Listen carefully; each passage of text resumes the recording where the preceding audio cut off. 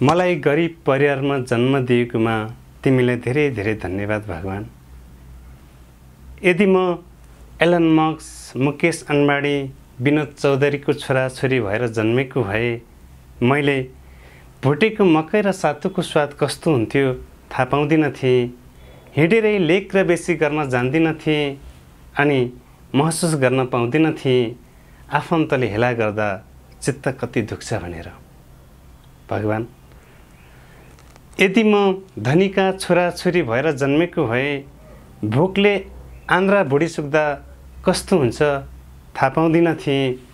अर्काले दिएको पुरानो लुगा लगाउन पाउँदा पनि मन कति खुसी हुन्छ थाहा पाउँदिन थिएँ अनि थाहा पाउँदिन थिएँ कुर्कुच्चा पटपट फुटेर तप तप रगत चुइदा कति दुख्छ भनेर।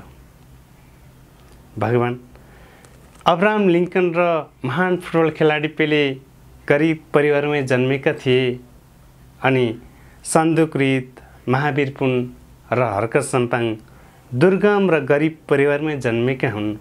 त्यसैले गरिब हुनु सुन्दर कुरा हो। म गरिब भएर नै मैले जिन्दगीको अर्थ बुझेँ अनि सङ्घर्षको महत्त्व थाहा पाएँ। भगवान, तिमीलाई धेरै धेरै धन्यवाद मलाई गरिब परिवारमा जन्म दिएकोमा। नमस्कार, म नवराज श्रेष्ठ। भगवान शीर्षकको कविता हेरेर सुनेर कस्तो लाग्यो सल्लाह सुझाव र प्रतिक्रिया दिन नभुल्नुहोला। धन्यवाद।